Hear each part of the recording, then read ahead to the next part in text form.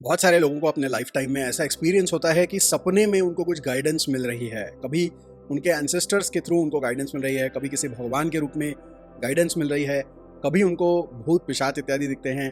और ऐसे बहुत सारे लोग हैं जो बोलते हैं कि उनके बुरे सपने उनको बहुत ज़्यादा सताते हैं। और इस तरह की बहुत सारी चीज़ें लोग बताते हैं कि जहाँ पर उनको सपने में कुछ एक्सपीरियंस होता है, कभी पॉजिटिव कभी नेगेटिव।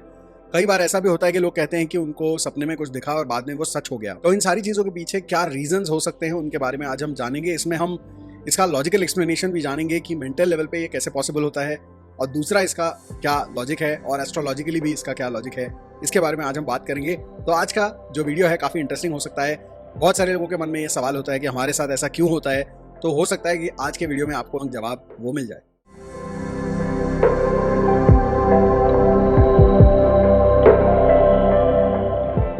तो थियरी नंबर 1 ये है कि हमारा जो सबकॉन्शियस माइंड है वो सब कुछ जानता है, और इसलिए वो पहले ही प्रिडिक्ट कर देता है सपने में कि क्या होने वाला है।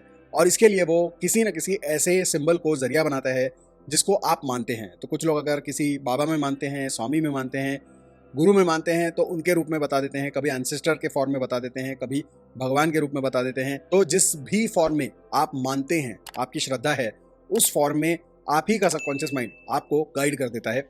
ये उसकी सबसे पहली थियरी है।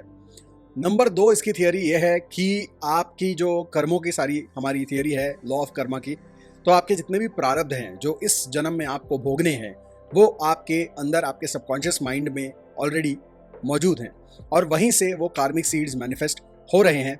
और इसलिए आपके सबकॉन्शियस माइंड में हमेशा से सारी इन्फॉर्मेशन मौजूद है। जो लोग पास्ट लाइफ रिग्रेशन करते हैं उनका ये बहुत फर्म बिलीफ है कि आपके सारे रिकॉर्ड्स, यानी आपके जितने भी पास्ट लाइफ हुए हैं, वो सारे रिकॉर्ड्स आपके सबकॉन्शियस माइंड में भी है।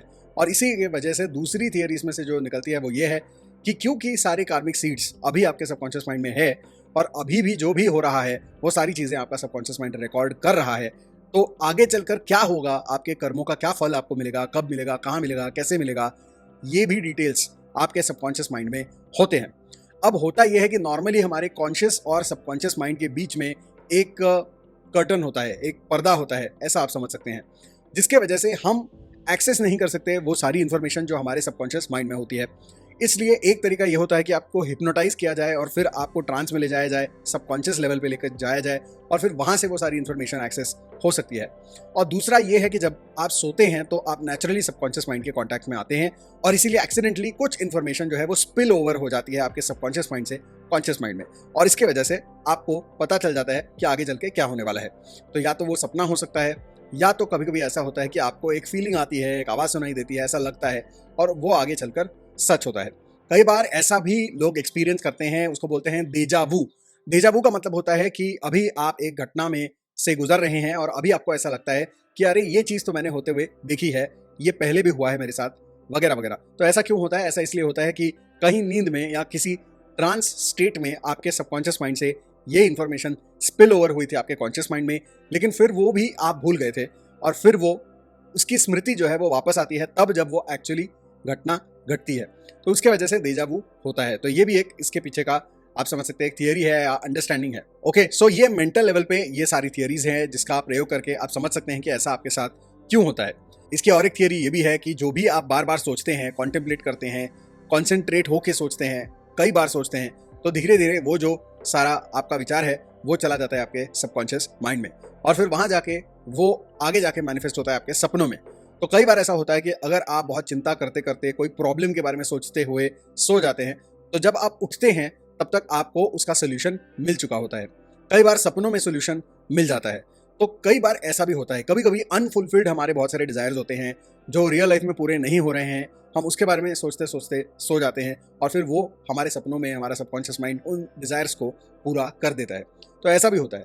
तो बेसिकली माइंड के लेवल पे अगर हम समझते हैं तो हमारा सबकॉन्शियस माइंड ही इन सारी चीज़ों के पीछे होता है, और उसके अंदर चाहे कार्मिक तरीके से आप समझो, या आप ये भी समझ सकते हो कि आपका सबकॉन्शियस माइंड, क्योंकि उसकी फैकल्टीज बहुत ज़्यादा स्ट्रांग है, 80-90% है हमारे माइंड का पूरा सबकॉन्शियस माइंड, तो हमारे कॉन्शियस माइंड से ज़्यादा प्रोसेसिंग पावर है उसकी, और इसलिए वो आगे की चीज़ें आपको दिखा सकता है, प्रोसेस करके बता सकता है।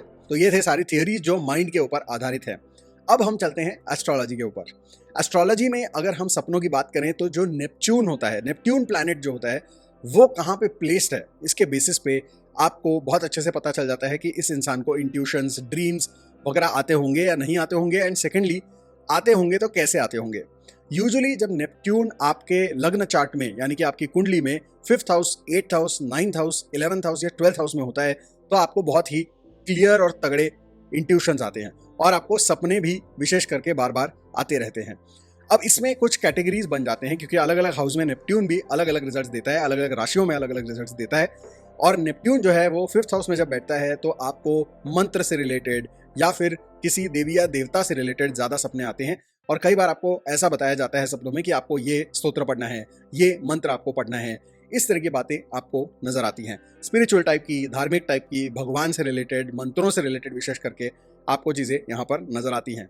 अगर यही नेपच्यून आपके 8th हाउस में बैठ जाए तो आपको शमशान दिखते हैं, भूत दिखते हैं, स्पिरिट्स दिखते हैं, ऐसे लोग दिखते हैं जो मर चुके हैं, और हो सकता है कि एंसेस्टर्स भी दिख जाएं, और थोड़े डरावने टाइप के सपने आपको आते हैं, अघोरी वगैरह आपको सपने में दिखते हैं। तो इस तरह की चीज़ें आपको नजर आती हैं और उसमें से भी कभी कभी गाइडेंस मिलता है।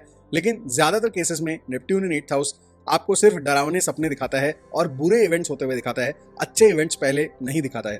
तो सिर्फ आने वाले बुरे इवेंट्स को प्रेडिक्ट आपके दिमाग में आपका माइंड जो है वो कर देता है और आपको सपने में या किसी तरीके से वो चीज़ पता चल जाती है, लेकिन अच्छी चीज़ें पता नहीं चल पाती हैं बिकॉज ऑफ 8th हाउस। तो क्योंकि 8वां घर समस्या का है, शमशान का है, गुप्त चीज़ों का है, तो ऐसी ही चीज़ें नजर आती हैं जो नेगेटिव हैं, जो गुप्त हैं। गुप्त धन को लेकर भी काफ़ी सपने आते हैं ऐसे लोगों को कि उनको कोई सोने का घड़ा मिला है या गुप्त धन मिला है। और आप इन लोगों में देखेंगे कि नॉर्मली भी गुप्त धन को लेकर काफ़ी इनके अंदर एक क्यूरियोसिटी होती है। नेपट्यून जब 9th हाउस में होता है तो आपको ऐसा दिखता है कि आपके एंसेस्टर्स हैं या आप अपने फैमिली के साथ हैं, और ज़्यादा करके आप जो है एक टेम्पल में हैं या धार्मिक जगह पे हैं या किसी पिलग्रिमेज पे हैं, किसी धार्मिक यात्रा में है, तीर्थ यात्रा में है। इस तरह की चीज़ें आपको बार बार नजर आती हैं। कोई मंदिर बार बार नजर आता है, आप मंदिर में बैठ के पूजा कर रहे हैं, मंदिर में बैठ के आप ध्यान कर रहे हैं, मंदिर में बैठ के शिवलिंग को देख रहे हैं, इस तरह की चीज़ें आपको नजर आती हैं। कई बार ऐसा भी नजर आता है कि आप मंदिर में बैठे हैं, सामने शिवलिंग है और वहाँ पे जो पंडित जी हैं वो बहुत अच्छे से मंत्र पढ़ के उसके ऊपर अभिषेक कर रहे हैं।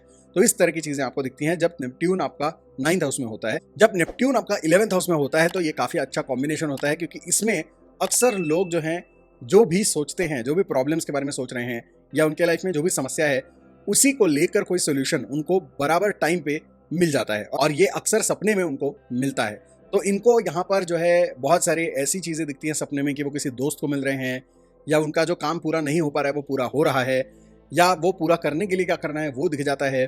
तो काम के कंप्लीशन को लेकर, किसी भी तरह के काम के कंप्लीशन को लेकर उनको गाइडेंस मिलता है जब नेपट्यून 11th हाउस में होता है। जब नेपट्यून 12th हाउस में होता है तो अक्सर ऐसे लोगों को सपने में ये दिखता है कि वो उड़ रहे हैं, या वो किसी हवाई जहाज में हैं, या वो खुद हवा में उड़ रहे हैं, या वो किसी पर्वत से गिर रहे हैं।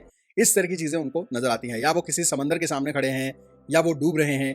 इस तरह के सपने उनको अक्सर आते हैं, और यहाँ पर उनको जो सपने दिखते हैं उसमें अक्सर कोई इंसान या भूत या भगवान कोई भी नहीं होता है।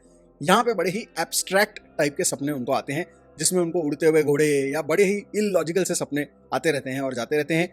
अक्सर इनका कोई मीनिंग नहीं होता है, लेकिन अगर ये ऑथर हैं, क्रिएटिव फील्ड्स में हैं, आर्टिस्ट हैं, तो इनको जो ये ऊल जुलूल और अजीब व गरीब चीज़ें दिखती हैं सपने में, उसको अगर वो अपनी कला में उतारते हैं तो ये लोगों को काफ़ी अमीर बना सकता है नेपट्यून। क्योंकि एक अच्छा फिक्शन राइटर, एक अच्छा पेंटर, एक अच्छा आर्टिस्ट आपको ये नेपट्यून बनाता है। आपकी इमेजिनेशन बहुत ज़्यादा कलरफुल हो जाती है और बहुत कॉम्प्लेक्स और डीप हो जाती है इसके चलते, क्योंकि नेचुरली आपका माइंड आपके सपने में और सबकॉन्शियस लेवल पे बहुत ही कॉम्प्लिकेटेड इमेजिनेशंस और सपने बुनता है, जिसके कारण आपकी क्रिएटिविटी भी अच्छी होती चली जाती है।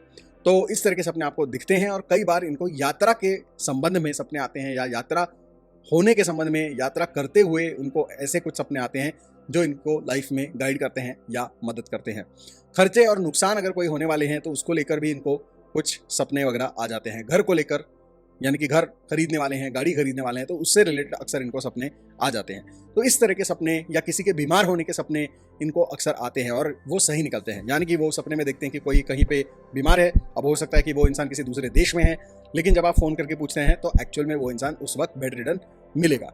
तो इस तरह के भी सपने उनको आते हैं। तो अपने बीमारी के बारे में, दूसरों की बीमारियों के बारे में इनको अक्सर सपने आते हैं जो सच हो जाते हैं। तो ये थे नेपट्यून के अलग अलग हाउसेज में अलग अलग इफेक्ट्स, और अगर आप इन इफेक्ट्स को कंबाइन करते हैं मेरे पहले सारे जो सबकॉन्शियस माइंड वाले थियरीज थे उनके साथ, तो दोनों मिला के आप इस कंक्लूजन पे पहुंच सकते हैं कि जब आपका नेपट्यून एक्टिव होता है और कुछ पर्टिकुलर हाउसेज में होता है तो आपका सबकॉन्शियस माइंड ज़्यादा इंट्यूटिव होता है, ज़्यादा ड्रीमी होता है, ज़्यादा क्रिएटिव होता है, जिसके चलते आपको वैसे अंदेशा हो जाता है बहुत सारी घटनाओं का। अगर आप डिलिबरेटली कुछ ऐसे इंट्यूटिव सपने और इनर गाइडेंस चाहते हैं तो उसके लिए 2 चीज़ें मैं आपको आज बता रहा हूँ। एक चीज़ ये है कि आपको रोज मानस पूजा करनी चाहिए। मानस पूजा का मतलब ये होता है कि आपको ये इमेजिन करना होता है आंखें बंद करके कि आप कहीं किसी सुंदर जगह पे जा रहे हैं, एक सुंदर सा मंदिर है, उसके अंदर उस देवालय में बहुत ही अच्छे विग्रह वहाँ पे स्थापित किए गए हैं। अब ये विग्रह आपके हिसाब से किसी भी भगवान का हो सकता है, आपके इष्ट जो भी होंगे उनका वहाँ पर विग्रह है, या फिर अगर आप किसी एंसेस्टर के साथ बहुत ज़्यादा क्लोज हैं तो उनको लेकर भी आप वहाँ पर स्थापित कर सकते हैं। और वहाँ पे आप जा रहे हैं और वहाँ पे जाके उस विग्रह को आप जीवित होते हुए देख रहे हैं। उस विग्रह से वो देवता या वो जो भी कोई है वो साक्षात प्रकट हो रहे हैं आपके सामने, और फिर आप उनकी जो है साक्षात पूजा कर रहे हैं, फिर बातचीत कर रहे हैं। इस तरीके से आप अगर मानस पूजा रोज करते हैं तो इससे फिर आपकी जो इंट्यूटिवनेस है, ड्रीम्स में आंसर मिलना है, ये सब कुछ बड़ा पावरफुल हो जाता है, बहुत क्लियर हो जाता है, ज़्यादा फ्रीक्वेंट हो जाता है। दूसरी जो टेक्निक है वो ये है कि आपका जो स्वादिष्ठान चक्र होता है, यानी कि जहाँ पर आपकी नाभि है, नाभि से सीधी लाइन अगर आप नीचे खींचते हैं और 3 उंगली के डिस्टेंस पे अगर आप अप्रॉक्सीमेटली 2 इंच अगर नीचे चले जाते हैं नाभि से, तो वो जो पॉइंट आता है, जो आपकी कमर की एब्डोमेन की लाइन होती है, वहाँ पे अगर एक सेंटर में आप बिल्कुल फोकस करते हैं तो वहाँ पे स्वादिष्ठान चक्र का स्थान बताया जाता है। स्वादिष्ठान चक्र वो जगह है जिसको योगी लोग ये समझते हैं कि उसके जगह पे स्वादिष्ठान चक्र में आपकी सारी पूर्व स्मृतियां, यानी कि पास्ट लाइफ की सारी इंफॉर्मेशन, जितना भी स्टोरेज है, कार्मिक बीज है, वो सब कुछ वहां पे स्टोर होता है आपके स्वादिष्ठान चक्र में।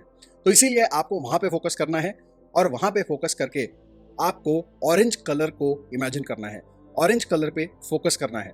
और ये जो मेडिटेशन है ये आपको लेट कर करना है, यानी कि रात को जब आप सोने वाले हैं तो आपको लेटने की पोजीशन में आना है, शवासन में आना है, और शवासन में रहते हुए सोते सोते ही आपको इस ध्यान को करना है।